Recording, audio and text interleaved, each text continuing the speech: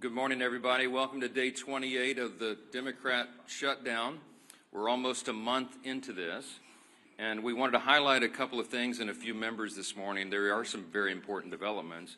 But before we get to all that, one of the things that we wanted to note is that really it's painfully obvious to everyone the true motivation of the Democrats' historic obstruction has now become very clear for everyone. I want to use a little simple, Lily, if you show me this real quick. Just real quick, simple facts, because these things get obscured too much. But there are simple facts about the Democrat shutdown that everybody needs to recognize. Here's 4 of them. First of all, we have to have Democrats to reopen the government. You know that in the Senate it requires 60 votes to break an impasse. Wait, hang it on, Lily, hold it real here. Keep it close to the podium. I want everybody to see this, okay? We're going to make it simple. I had my 15-year-old son and some of his friends were together over the weekend, and they wanted me to explain it to them as simply as possible. This is the little formulation, okay? Hey, fellas, remember from civics, you got to have 60 votes in the Senate. We only have 53 Republicans, so we must have Democrats to do it. The Democrats are out trying to claim that this is all on Republicans because we control the government. We don't control the Senate without 60 votes, so you have to have them. Now, they've voted 13 times, those Senate Democrats. Counting the House and the Senate together, they voted 13 times to keep the government closed. And what they're demanding as a ransom to reopen the government are some really crazy things. They want to restore $200 billion in health benefits paid for by U.S. taxpayers to illegal aliens and non-citizens. We can't do that. They want billions of dollars in wasteful programs to be returned to foreign countries for things that none of you would agree with. We are not going to do that.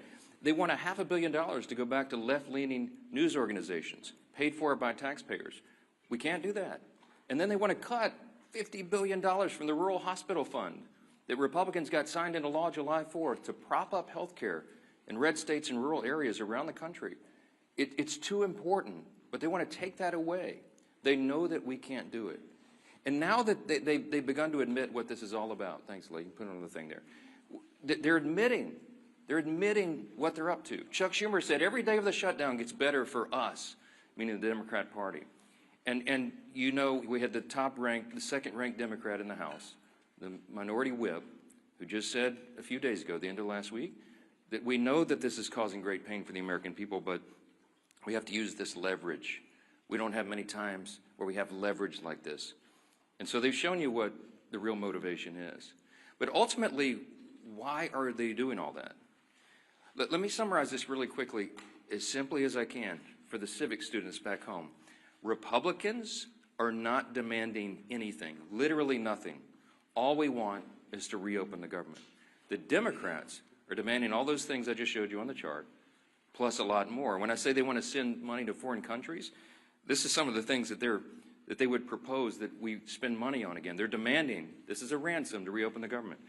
Things like $4 million for global LGBTQI plus awareness campaigns around the world. $4 million for the LGBTQI plus democracy grants in the Balkans. They want $2 million for feminist democratic principles projects in Africa. We're not doing that. But again, the question is why? Why? This sounds crazy. It is. Why would they do this? And what we saw on vivid display over the weekend was the re-emphasis of this fact. This is motivated purely out of fear. And what do we mean by that? You saw the Democratic leader in the House, Hakeem Jeffries, endorse Zohran Mamdani for mayor of New York City on Friday. It was an illustration of what we're facing here. The Democrats right now fear the far-left activists more than they fear air traffic controllers, Border Patrol agents, American service members, and so many others missing their paychecks. They fear the Marxist insurgents like Mamdani more than they fear families and children going hungry from lapsed benefits that keep food on their tables.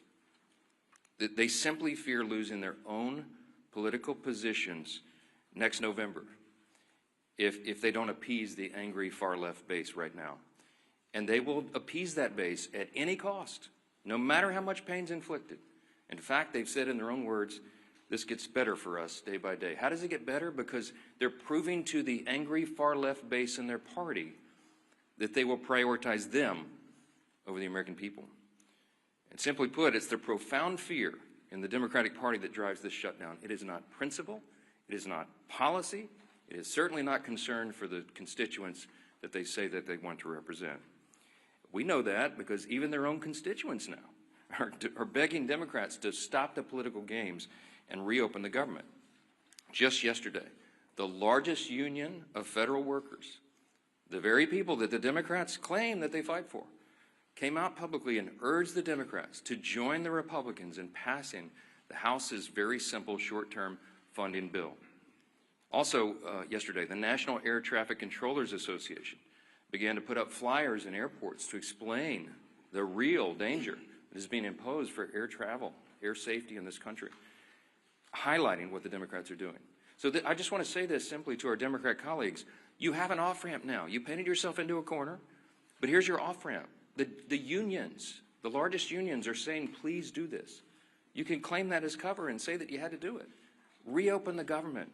Get it working for the people. It's our #1 priority and responsibility as members of Congress. But Senate Democrats have refused to do it for almost a month now. I've said it over and over, Republicans have done our job. We passed the clean short-term funding extension to keep the lights on and pay all these workers and our troops and fund programs like SNAP and WIC that Americans need and rely on. And in the meantime, Republicans have been working very hard around the clock every day of this Democrat shutdown to do our best to reduce the pain for our constituents.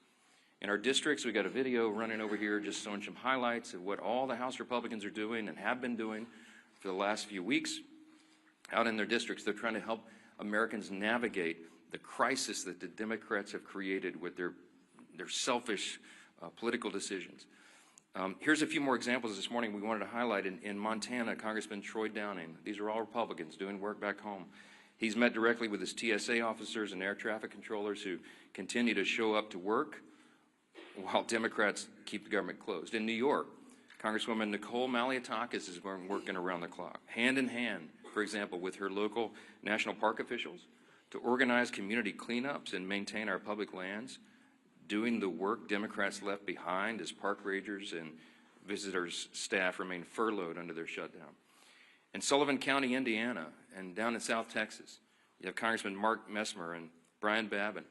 They've strategized with rural hospital leaders to ensure that these communities are able to access that $50 billion rural hospital fund, by the way, that the Democrats want to defund. It's the very funds that the Democrats worked hard to kill in their counterproposal to reopen the government. In South Carolina, Congresswoman Sherry Biggs has been meeting with her small business owners who continue to serve their communities, many of whom are already feeling the benefits from Republicans' work to deliver no tax on tips. We did that in the big, beautiful bill, the Working Families Tax Cut. It's a wildly popular measure that, by the way, every Democrat voted against. In Oregon, Congressman Cliff Bentz is meeting with his air traffic officials as they wait on Democrats to reopen the government and deliver the federal funds they need to expand that region's critical air travel infrastructure. And here in Washington, the work has gone on in earnest as well.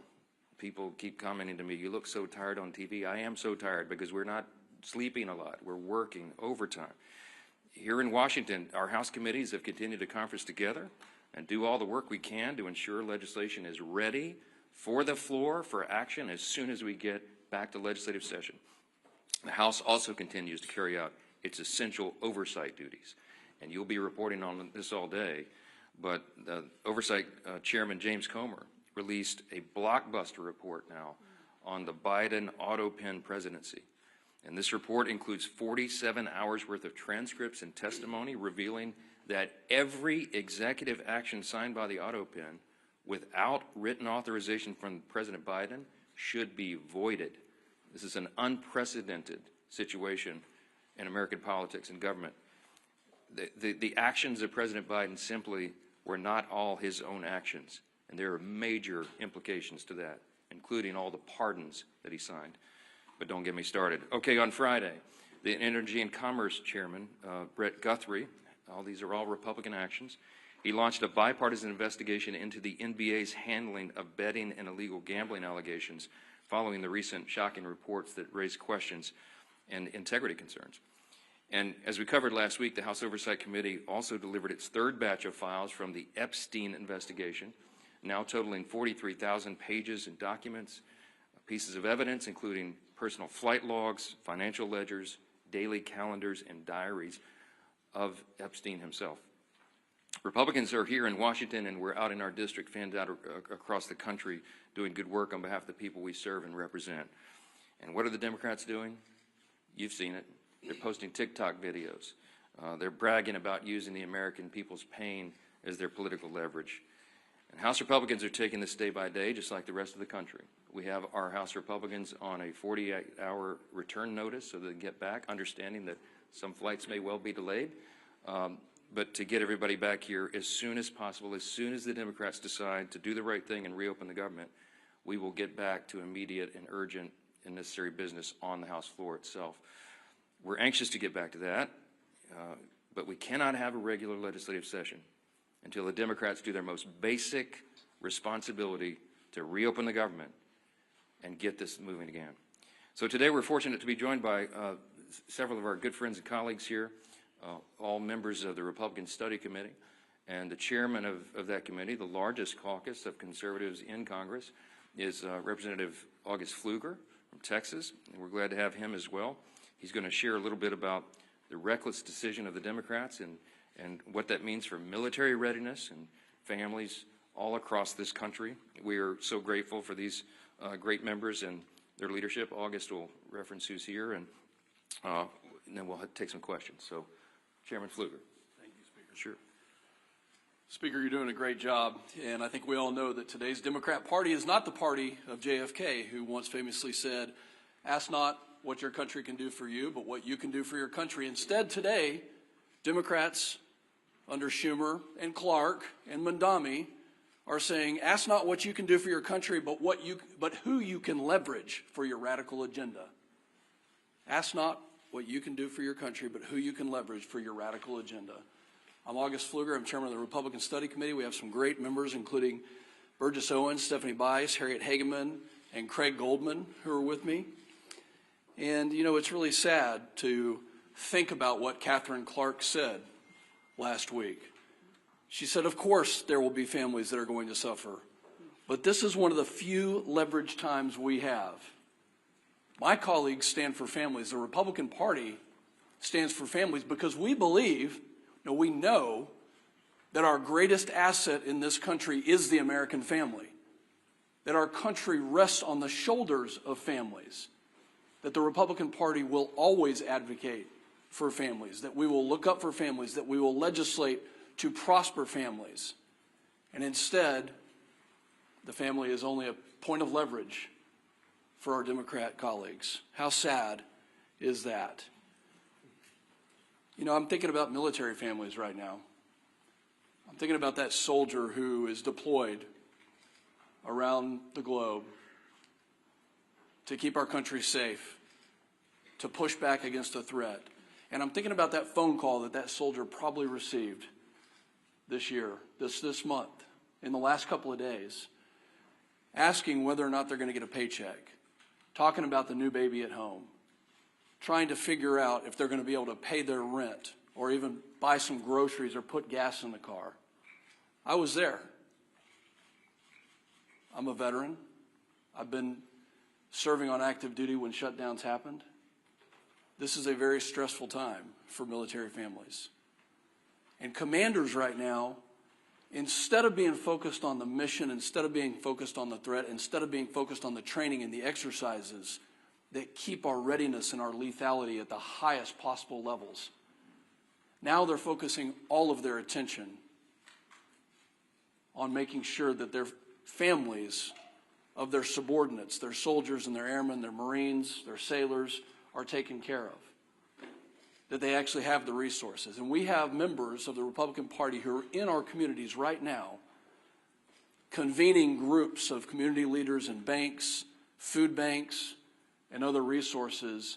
Because Schumer has chosen not to pay them, now communities are having to take up with 0% interest bridge loans. Now communities are having to defer those mortgage payments and those car payments. So where the Democrat Party is failing, our communities are succeeding because they know that the right thing to do is to fund and help in this time of need. You know, the enemy has not shut down. Our enemies around the world want us to be divided. I'm calling on my colleagues on the other side of the aisle who served in the military to do the right thing. We were there. We were there when Joe Biden and Nancy Pelosi put CRs on the floor, and guess what? We did the right thing. Multiple times we did the right thing. Where are my Democrat colleagues who served in uniform to stand up and rise above petty politics, to do the right thing? Have you not gone home to your districts to hear from your military communities, from your federal workers? Have you not listened to your local communities telling you to stop the nonsense? No. You know what? They're not there. They're in New York City campaigning for Mondami. Maybe they've orchestrated this so that they had the time to go campaign for an outright socialist. Maybe this was orchestrated so they could go do that. Now, this isn't the party of JFK anymore. This is the party of Schumer and Mondami, the party that bows to the radical left.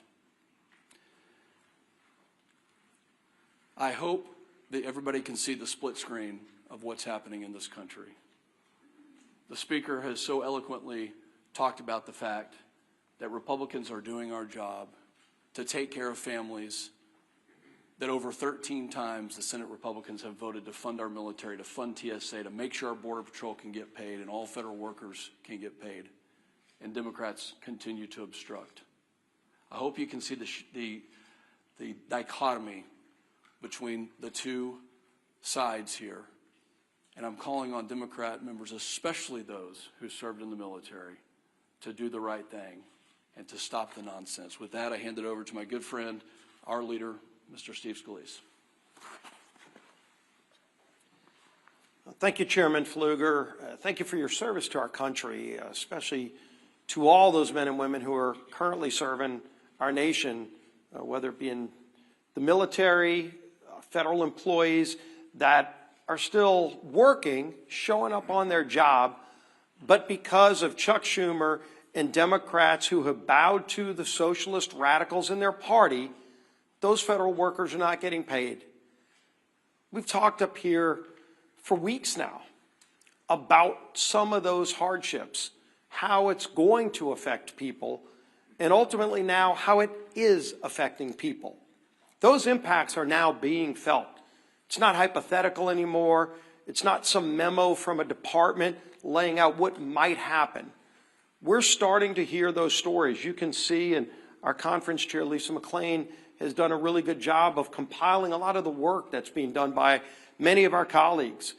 One of the reasons we're not meeting in session is because the Democrats shut down the government, but also because of that shutdown, our members are now busy in their districts mopping up a lot of the mess created by those Democrats because of the shutdown, the hardships it's created on families. And those are real hardships, and I applaud my colleagues who are in their districts trying to figure out ways to help people during this difficult time, working with food banks to get food to people who are missing SNAP benefits, WIC payments, military members who are not getting paid, but they're overseas, as Chairman Pfluger talked about. While their family's still here, those babies still have needs, and yet the paycheck's not coming in. Those bills are still due. And Democrats think this is some kind of game. Speakers talked about this over and over again, but what has their reaction been? Not figuring out a solution to get out of it, an off-ramp. It's doing stupid TikTok videos, making fun of this situation, thinking that the American people are leverage in their game to get some kind of unachievable goal, $1.5 trillion in new spending, $200 billion in taxpayer benefits for illegals, gutting $50 billion out of a health care fund for rural hospitals. And again, they try to claim it's about something else. Maybe it's about health care. Well, if it was about health care, they wouldn't be gutting $50 billion out of the rural health care fund. They wouldn't have fought, by the way, on the Senate floor months ago to remove a provision, the cost-sharing ratios, that would have lowered premiums on families by 11%. It was in our bill. We voted for it, passed out of the House. Democrats are still to this day bragging that they removed that provision from the bill that would have lowered premiums, health insurance premiums on families by 11%. And they want to talk about health care? Give me a break. Look at what they've done. They've wrecked the health care system. They fought to raise premiums on families. Democrats have over and over again, and now they're imposing real pain on American families with this shutdown. We've got some new numbers that have come in, and these are not good numbers, unfortunately. Reuters reported more than 2,700 flight delayed nationwide on Monday, and more than 8,600 flight delays just Sunday. 8,600 flight delays. Think of how many families were impacted. Every flight, well over 100 people on each one of those 8,600 flights that were delayed, all because Chuck Schumer and radical Democrats want to use American people as leverage. A Democrat aide said they won't concede short of, quote, planes falling out of the sky. Who are these people? Didn't they once care about this great nation and making it better? And now they think if a plane falls out of the sky, that's their leverage? For what? Goodness. Chuck Schumer, quote, every day gets better for us. Who is us? Because I can tell you who them are. The American people are sick and tired of Chuck Schumer and his friends thinking it's a better day for him when they are feeling more pain. Senator Coons, quote, the point of this shutdown is not just suffering for suffering's sake, but to make a point, as if suffering of the American people is not enough. We've heard, of course, over and over again, Catherine Clark, shutdowns are terrible. Of course, there will be families that are going to suffer, but it is one of the few leverage times we have. They keep saying over and over again, they know American people are suffering. They don't care. They want leverage for themselves. They want to show off to their radical socialist base. Bernie, of course, Bernie Sanders, who was on the stage with AOC over with Mandami the other day, with their socialist love fest. Bernie, quote, you reopen the government and we lose our leverage. That's what this whole shutdown is about. They're telling you what they mean. Democrats sourced in the Hill article last week that we talked about, quote, we would have enough votes to reopen the government if people were not terrified of getting the guillotine. This is Democrats being afraid of their own base because their base is so radical that they're afraid of their base. The American Federation of Government Employees, we talked about this yesterday, came out and said, quote, it's time to pass a clean continuing resolution and end this shutdown today. No half measures and no gamesmanship. Rep. Amelia Sykes said, quote, we know that people are going to suffer if we don't open the government. People will go hungry. Well, she knows it. She's causing that hunger, but let's put a point on this. In an ABC article regarding the 42 million Americans that are going to lose SNAP benefits next week, Joel Berg, who's the CEO of the nonprofit Hunger Free America, said this, quote, we are going to see the greatest hunger crisis since the Great Depression. And that's not hyperbole, that's just true. The greatest hunger crisis since the Great Depression, when 42 million people lose their SNAP benefits this weekend. What are these Democrats waiting for? This is not a game. This is not leverage. They're taking food off the table for families, for babies. It's disgusting. It's time to end the madness. They can go on the Senate floor today. Just 5 of them need to get courage. Just 5 of them need to get the courage to do the right thing and open the government today and end this pain and end the suffering that they've caused. Then we can go negotiate our differences. Yield to the whip. Time ever.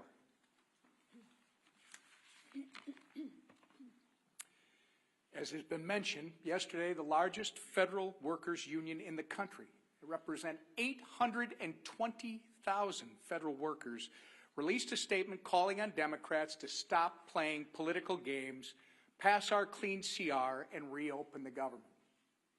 What was Chuck Schumer's response? Silence. Crickets. He declined to comment. Meanwhile, millions of federal workers are reevaluating how to make ends meet. Air traffic controllers missed their first full paycheck today. Some are turning to food banks, as we've discussed, in order to feed their families. Here is what one Democrat and retired federal worker had to say about the current state of play. Quote, "The Democrats are the ones that actually, in the Senate side, shut down the government. So they have to get together and stop holding Americans hostage.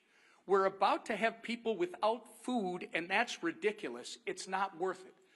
Remember, that's coming from a Democrat and retired federal worker. Since Chuck Schumer and company won't listen to us, maybe they'll start listening to members of their own party. Enough is enough. You're playing politics with people's lives. And as Leader Scalise and the Speaker have reminded us, for what? So that you can appease the radical pro-terrorist wing of your party. So that you can fundraise off of picking a fight with President Trump. It's not worth it. In fact, it's despicable and downright wrong. There's a nonpartisan government funding bill waiting in the Senate to be sent to President Trump's desk immediately. It will come to the floor for a vote for the 13th time this morning. Put an end to the madness. Do the right and reasonable thing that you did back in March, by the way, and vote yes on our clean CR. Instead of complaining about a new White House ballroom, how about you try doing your actual job and reopen the government for the people you were elected to serve? Our conference chair.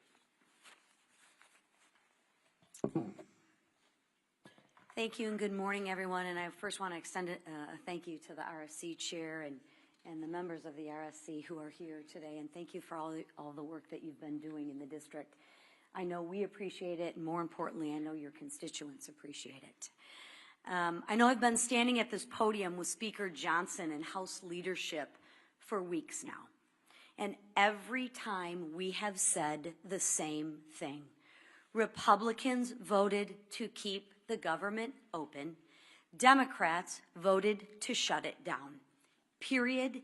It is that simple. This week, more than any other week, the consequences become impossible to ignore.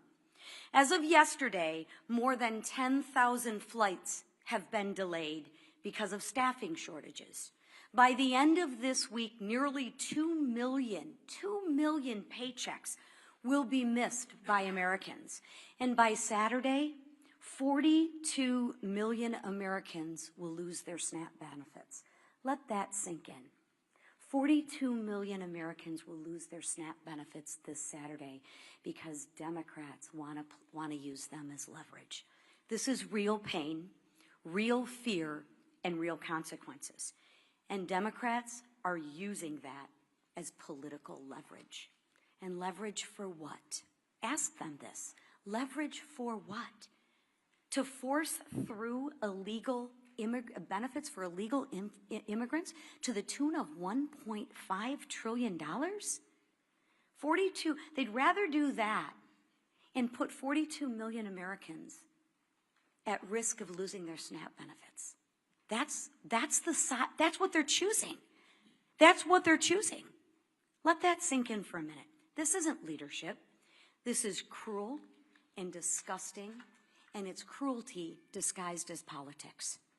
Even the president of the largest federal workers union, and I don't know if you noticed that, but he doesn't exactly always cheer for Republicans, but this gentleman is actually begging the Democrats to do the right thing and end the shutdown. While Democrats posture in front of the cameras, Republicans are actually out in their districts working. Just take a look at the video that we've been playing all morning, right? Don't let the facts get in the way of the good story. Republicans, like the colleagues you see behind me, have been in their district working for the American people who are suffering from this Democratic Schumer-led shutdown. You will see Republicans volunteering at food banks, Republicans supporting rural hospitals, Republicans cleaning up national parks, and Republicans helping people in real ways. Republicans believe in solutions, not stunts. We believe in serving the American people, not using them. So while Democrats try to turn American hardship into political currency. Republicans are working to reopen the government, to restore paychecks, and bring stability back to American families. Because this isn't about leverage, it's about people. And we are here to serve. It's about time the Democrats remember who they serve. Thank you. All right, questions? Go ahead, first. Go ahead. Earlier this week, President Trump floated running for president again in 2028. Are you comfortable with those comments, and you're a constitutional lawyer, with that violating? Well, there is the 22nd Amendment. I spoke with the president about an hour ago. It's late in the evening in Japan. He's working around the clock, serving the American people. He doesn't stop. Talk about someone who works around the clock. And as Chairman Pfluger mentioned a moment ago, and as we've reiterated in here so many times, you're looking at the split screen because under President Trump, the Republican Party has delivered. I mean, you're talking about reducing taxes, reducing regulations, cutting fraud, waste, and abuse, ended the border crisis, ending the crime crisis, resolving conflicts, wars around the globe, and working on these amazing trade agreements. It's been a great run. But I think the president knows, and he and I have talked about the constrictions of the Constitution, as much as so many of the American people lament that. The Trump 2028 cap is one of the most popular that's ever been produced, and he has a good time with that, trolling the Democrats, whose hair is on fire about the very prospect. But I do believe that we've got 3 extraordinary years ahead of us, and the 2 years of the Trump administration are going to be an incredible thing. And I don't see a way to amend the Constitution because it takes about 10 years to do that, as you all know, to allow all the states to ratify what 2/3 of the House and 3/4 of the states would approve. So I don't see the path for that, but I can tell you that we are not going to take our foot off the gas pedal. We're going to deliver for the American people, and we've got a great run ahead of us. We'll have 4 strong years. Yeah, second round. Yeah. The White House was able to find funding for the military, for WIC, for farmers. Should the White House now be able to find some funding for the SNAP program if they've done it for all these other ones? They certainly tried. I mean, one of the reasons that this shutdown has not yet been as painful as it might otherwise have been is because the president is bent over backwards, the administration. Think of it this way. The White House, the executive branch in a shutdown, has a large control panel full of dials. Under the Obama administration, they turned those dials, the pain dials, to 10 immediately. You remember it was so egregious to us. Speaking of our veterans, I mean, they put yellow crime tape around the World War II memorial so that people who'd served their country could not go visit the memorial. They wanted it to hurt.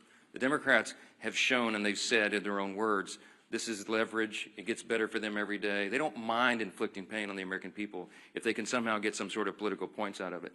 The Republican Party is the opposite.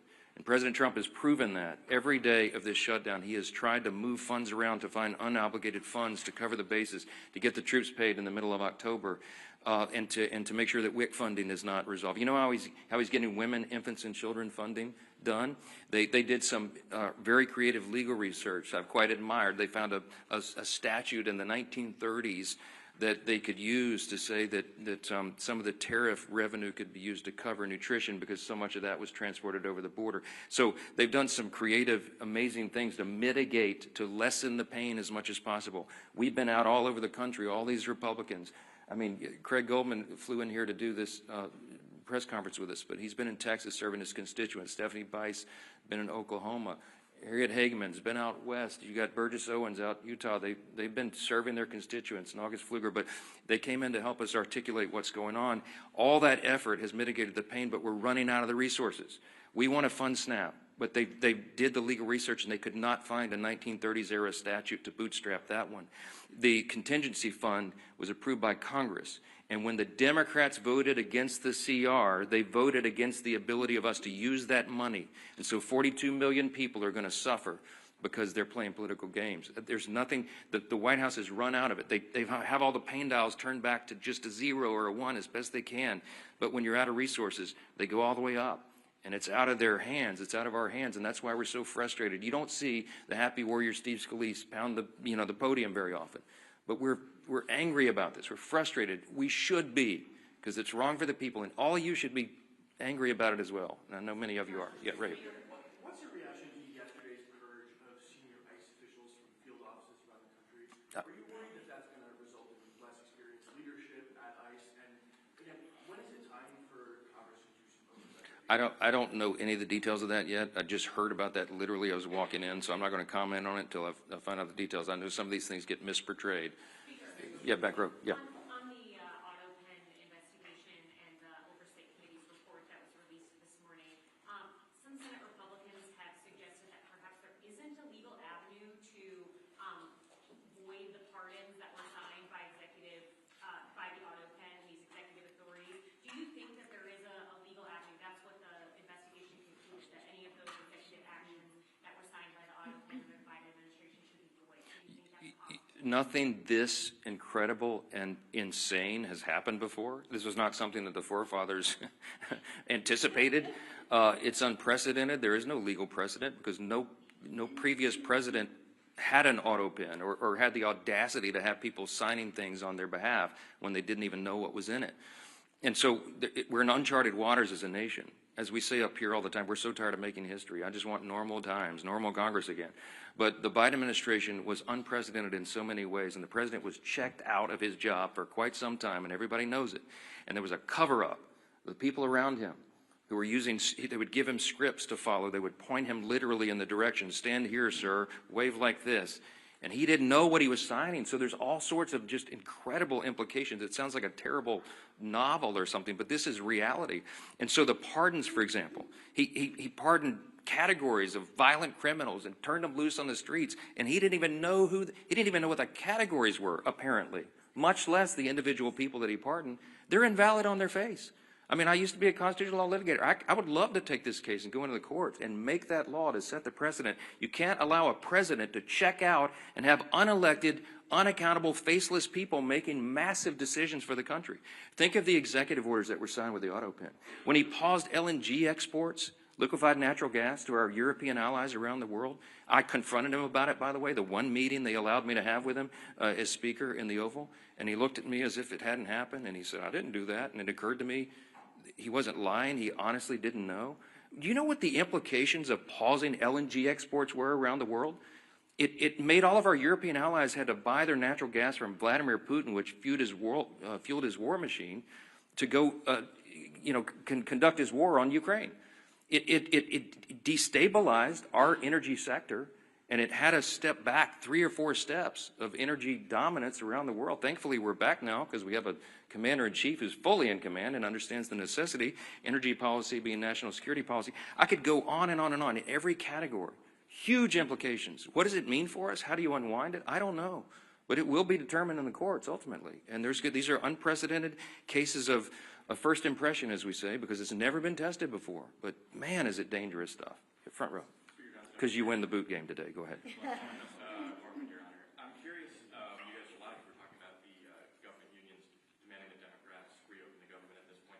Do you think that that is building on President Trump's gains with labor unions from the 2024 election? Do you think that this is a sign of a different relationship between House and Senate Republicans and federal government employees? Do you welcome these people in your tent? Of course. These are not traditional allies of yours in a lot of. President Trump and the Republican Party achieved some very important historic things in the last election cycle. We had a true demographic shift in the election. We had a record number of Hispanic and Latino voters, for example, who came into the Republican Party, record number of African-American black voters, Jewish voters, union workers, young people, demographics that had not traditionally in recent years been with the Republican Party in large numbers. And they came to us not reluctantly, but with hopeful anticipation. Why? Because they wanted a return to common sense.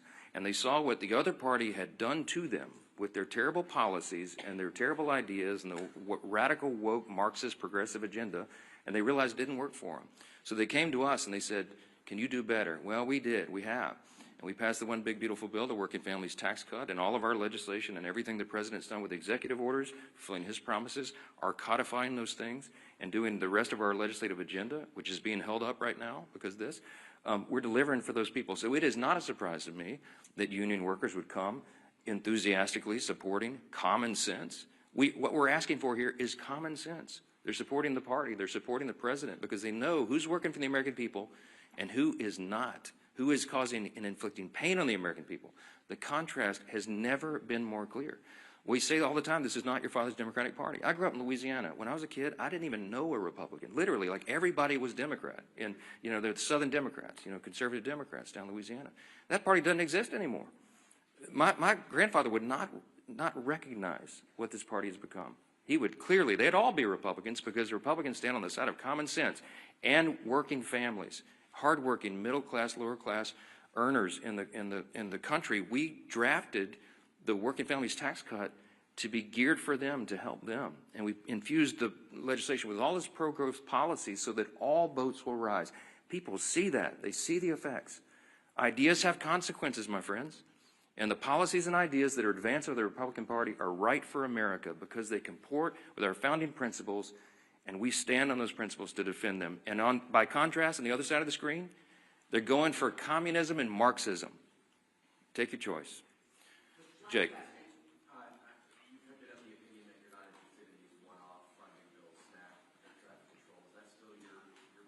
We voted September 19th to fund every one of those priorities.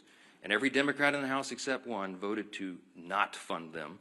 The Democrats are playing games. They put a few of the one-off bills on the floor, as you've seen in the last week or so. They put a bill to pay the troops and pay essential workers, and the Democrats voted it down.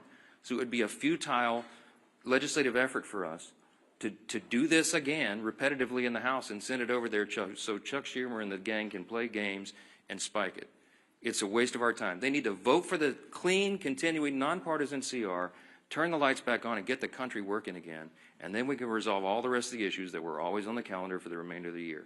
I want to thank our Republican Study Committee colleagues for being here and standing in the gap for your constituents. All the Republicans out there, they're still at work. They're not even watching these press conferences because they're working for their constituents. Thanks for that. Appreciate it.